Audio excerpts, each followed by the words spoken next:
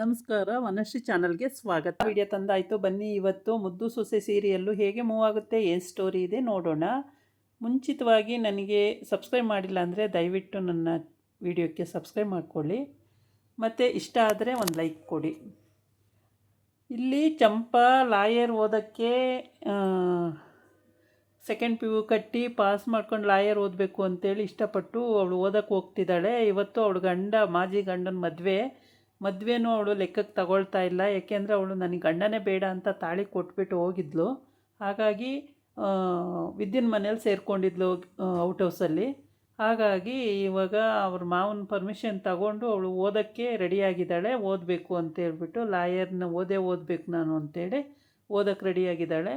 ಹೀಗೆ ಓದೋ ಟೈಮಿಗೆ ಮನೇಲಿ ಮಾವಿಗೆ ಹೇಳಿ ಹೋಗೋಣ ಅಂತೇಳ್ಬಿಟ್ಟು ಮನೆ ಹತ್ರ ಹೋಗ್ತಾರೆ. ಮನೇಲಿ ಚಪ್ಪರ ಎಲ್ಲ ಹಾಕಿ ಗ್ರ್ಯಾಂಡಾಗಿ ಮದುವೆ ಮಾಡೋಕ್ಕೆ ರೆಡಿ ಮಾಡ್ಕೊಂಡವ್ರೆ. ಸರಿ ಅಂತೇಳ್ಬಿಟ್ಟು ವಿದ್ಯಾ ಕೈ ಹಿಡ್ಕೊಂಡು ಕರ್ಕೊಂಡು ಹೋಗ್ತಾಳೆ. ಬೇಡ ಬನ್ನಿ ಅಕ್ಕ, ಅವ್ರೇನೋ ಫಂಕ್ಷನ್ ಮಾಡ್ಕೊತವ್ರೆ, ಮಾಡ್ಕೊಳ್ಳಿ ಬನ್ನಿ ಬಾರಕ್ಕ ಅಂತ ಅಂತಾಳೆ ಚಂಪಾ.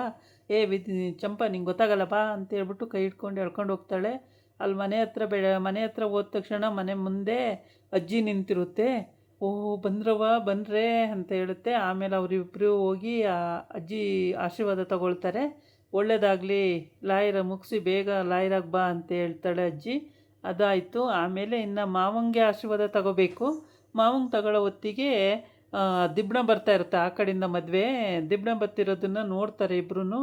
ಆಮೇಲೆ ಅಜ್ಜಿ ಹೇಳುತ್ತೆ, ಗಂಡು ಬಂತು, ದಿಬ್ಬಣ ಬರ್ತಾಯಿದೆ ಅಂತ ಹೇಳ್ಬಿಟ್ಟು ಅಜ್ಜಿ ಅಲ್ಲಿ ಹೋಗುತ್ತೆ.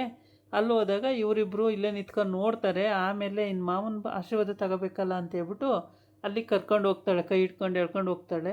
ಇವನು ಗಂಡಿದ್ದಾನಲ್ಲ, ಅವನ ಎದುರುಗಡೆನೇ, ಸುಭಾಷನ ಎದುರುಗಡೆನೇ ಎಳ್ಕೊಂಡು ಹೋಗಿ ಅಲ್ಲಿ ಮಾವಂಗೆ ನಮಸ್ಕಾರ ಮಾಡ್ಕೊ ಅಂತ ಹೇಳ್ತಾಳೆ. ನಮಸ್ಕಾರ ಮಾಡಿದಾಗ ನಿನಗೆ ಎಲ್ಲದರಲ್ಲೂ ಒಳ್ಳೆಯದಾಗಿ ನೀನು ಬೇಗ ತೇರ್ಗಡೆ ಆಗಿ ಲಾಯರಾಗಿ ಆಚೆ ಬಾರಮ್ಮ ಅಂತ ಹೇಳಿ ಆಶೀರ್ವಾದ ಮಾಡ್ತಾನೆ. ಆಶೀರ್ವಾದ ಮಾಡಿ ಕಳಿಸ್ತಾನೆ. ಇವರು ಅಮ್ಮ ಮಗನ ಮುಖ ನೋಡೋಕ್ಕಾಗ್ತಾ ಇರಲ್ಲ, ಹಂಗಾಗಿರುತ್ತೆ. ಆಮೇಲೆ ಸರಿ ಮಾವ ನಾನು ಬರ್ತೀನಿ ಅಂತ ಹೇಳ್ಬಿಟ್ಟು ಹೊರಟುಬಿಡ್ತಾಳೆ ಅವಳು. ಆಮೇಲೆ ಈ ಕಡೆ ಮದುವೆ ದಿಬ್ಬಣ ಕರ್ಕೊಂಡು ಹೋಗೋದು ಇವ್ರ ಶಾಸ್ತ್ರ ಆಗಿರುತ್ತೆ. ಹಾಗಾಗಿ ತುಂಬ ಖುಷಿಯಾಗೇ ಇರ್ತಾನೆ, ಇವನು ಖುಷಿಯಾಗಿರ್ತಾನೆ. ಅಷ್ಟೆಲ್ಲ ನಡೆದಿದ್ರು ಅಂದರೆ ತುಂಬ ದೊಡ್ಡ ಲೆವೆಲಿಗೆ ನಡೆದಿದೆ. ಆದ್ರೂ ಅದೇನು ಗೊತ್ತೇ ಇಲ್ಲ ನನಗೆ. ಆರಾಮಾಗಿ ಇಲ್ಲಿ ಮನೆಗೆ ಕರ್ಕೊಂಡು ಬಂದು ಮದುವೆ ಮಾಡೋದು ಅಂತೇಳಿ ಮಾಡ್ತಾವನೆ. ಭದ್ರ ಏನು ಮಾಡಿದ್ದಾನೆ, ನನ್ನ ಹೆಂಡ್ತಿ ತಂದಂಥ ಮದ್ದನ್ನು ಇವನು ಹೆಸ್ರು ತಗೊಂಡಲ್ಲ ಅಂತೇಳ್ಬಿಟ್ಟು ಹುಡ್ಕೊಂಡು ಹೋಗಿದ್ದಾನೆ ಪುನಃ ಅಲ್ಲಿಗೆ. ಹುಡ್ಕೊಂಡು ಹೋದಾಗ ಆ ಕಾಡಲ್ಲಿ ಅವರು ಜೇನು ಅದು ಇದು ಕೀಳಕ್ಕೆ ಬರ್ತಾರಲ್ಲ ಮದ್ದು ತೊಗೊಂಡೋಗೋಕ್ಕೆ, ಆ ತಾತ ಮತ್ತು ಮೊಮ್ಮಗಳು ಅವಳದು ಒಂದು ಬುಟ್ಟಿ ಅಲ್ಲಿ ಬಿದ್ದಿರುತ್ತೆ. ಆ ಬುಟ್ಟಿ ಬಿದ್ದಿದ್ರಿಂದ ಅಲ್ಲಿ ಹಾಕೋತಾಳವಳು. ಆಗ ಅವರಿಬ್ಬರನ್ನ ಭೇಟಿಯಾಗಿ ಕೇಳ್ತಾನೆ ಭದ್ರ, ಇಲ್ಲಿ ನಿನ್ನ ಬುಟ್ಟಿ ಬಿದ್ದಿದೆ, ಅದಕ್ಕೋಸ್ಕರ ನೀನು ಕೇಳ್ತಾ ಇರೋದು. ಇಲ್ಲಿ ಅವತ್ತು ನನ್ನ ಹೆಂಡ್ತಿ ಮದ್ದನ್ನು ಕಷ್ಟಪಟ್ಟು ತೊಗೊಂಡು ಬಂದಳು, ನನಗೇ ತೊಂದರೆ ಆಗುತ್ತೆ ಅಂತಲೇ ನಾನು ಹಿಂದೆನೇ ಬಂದುಬಿಟ್ಟು ಅಲ್ಲಿ ಗುಂಡಿಗೆ ಬಿದ್ದೋದ್ಲು. ಆವಾಗ ಅವಳು ಕಷ್ಟಪಟ್ಟು ಮದ್ದು ತೊಗೊಂಡು ಹೇಳ್ತಿರ್ಬೇಕಾದ್ರೆ ತಲೆಗೆ ಹೊಡೆದಿದ್ದು ಯಾರು, ನೀನು ನೋಡು, ನಿನ್ನ ಇದೆಯಲ್ಲ ಅಲ್ಲೇ ಯಾರು ಅಂತ ಕೇಳ್ತಾನೆ. ನಂಗೆ ಗೊತ್ತಿಲ್ಲ ಅದೆಲ್ಲ ನಂಗೆ ಗೊತ್ತಿಲ್ಲ ಅಂತ ಅವಳು ಆರ್ಕೆ ಉತ್ತರ ಕೊಡ್ತಾಳೆ. ಎಷ್ಟೇ ಆರ್ಕೆ ಉತ್ತರ ಕೊಟ್ಟರು ಅವನಿಗೆ ಅರ್ಥ ಆಗಿದೆ. ಹೌದು, ನನ್ನ ಹೆಂಡ್ತಿಗೆ ಹೊಡೆದಿದ್ದಕ್ಕೆ ಅವಳನ್ನ ಇದು ಮಾಡಿದ್ದು ಈ ನನ್ನ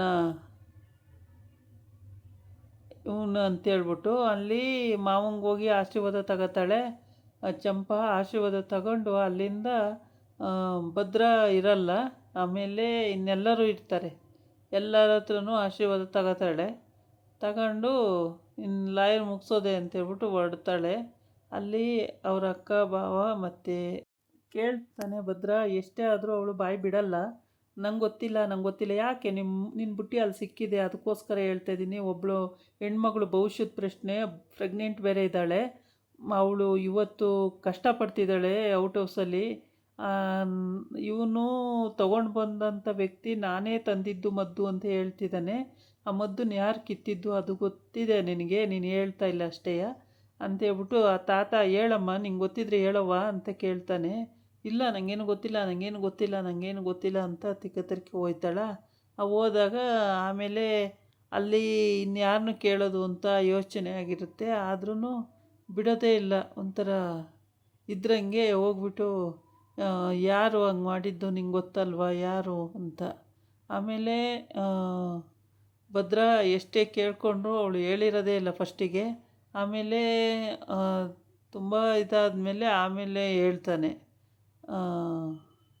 ಆಮೇಲೆ ಹೇಳ್ತಾಳೆ ಸಾರಿ. ಈ ಕಡೆ ಈಶ್ವರಿ ರವರುದ್ರಿ ಆಗ್ಬಿಟ್ಟಿದ್ದಾಳೆ. ಭದ್ರಾ ಎಲ್ಲಿಗೆ ಹೋಗೋವನೆ, ಭದ್ರಾ ಏನೋ ತಿಳ್ಕೊಳಕ್ಕೆ ಹೋಗಿದ್ದಾನೆ, ಎಲ್ಲಿ ನನ್ನ ಮಗನ ಮದುವೆ ನಿಲ್ಲಿಸ್ಬಿಡ್ತಾನೋ ಅಂತ ಗಾಬರಿ ಆಗ್ಬಿಟ್ಟಿದ್ದಾಳೆ. ಗಾಬರಿಯಾಗಿ ಭದ್ರಾ ಎಲ್ಲೇ ಅಂತ ವಿದ್ಯೆನ ಕೇಳಕ್ಕೆ ಹೋಗಿದ್ದಾನೆ. ಯಾಕೆ ಹೆದ್ರಿಕಾಗೈತಾ ಚಿಕ್ಕತ್ತೆ, ಅಲ್ಲಿ ನೀವು ಮಾಡಿದ್ದು ಗೊತ್ತಿಲ್ಲ ಅಂತ ತಿಳ್ಕೊಂಡಿದ್ದೀರಾ, ಅಲ್ಲಿ ಹೋಗಿ ತಿಳ್ಕೊಂಡು ಬಂದು ಇಲ್ಲಿ ಮರ್ಯಾದೆ ಕಳಿಯೋಕ್ಕೆ ರೆಡಿಯಾಗವ್ರೆ, ಕಳ್ಕೊಳಕ್ಕೆ ರೆಡಿಯಾಗಿರಿ ನೀವು ಅಂತ ವ್ಯಂಗ್ಯವಾಗಿ ಹೇಳ್ತಾಳೆ. ಹೇಳ್ದಾಗ ಮತ್ತೆ ಅವನು ಅಲ್ಲಿಗೆ ಹುಡ್ಕೊಂಡು ಹೋಗಿದ್ದಾನ ಅಂತೇಳ್ಬಿಟ್ಟು ಅಲ್ಲಲ್ಲಿ ಕಡಿತಾ ಇರ್ತಾಳೆ ಈಶ್ವರಿ. ಆದರೆ ಈ ಹೆಂಗಸು ಅದನ್ನು ಹೇಳ್ತಾ ಇಲ್ಲ. ಅಂತೂ ಅವ್ನು ಬಾಯಿ ಬಿಡಿಸ್ಕೊಂಡೆ ಮನೆಗೆ ಬರೋದು. ಮನೆಗೆ ಬಂದು ಅಲ್ಲಿ ಬಂದು ಸತ್ಯ ಹೇಳು ಅಂತ ಹೇಳ್ತಾವನು. ಇದಾಗಿತ್ತು ಇವತ್ತಿನ ವಿಡಿಯೋ. ನಾಳೆ ಇನ್ನೊಂದು ವಿಡಿಯೋ ಜೊತೆ ಬರ್ತೀನಿ. ನಮಸ್ಕಾರ.